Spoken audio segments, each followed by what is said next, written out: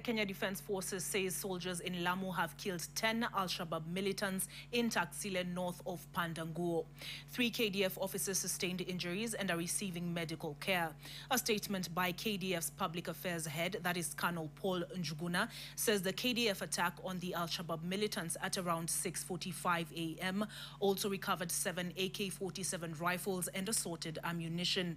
The statement indicates that KDF officers are in pursuit of the militants who fled and is asking locals to share information with security officials as the fleeing militants could be injured and seek their help.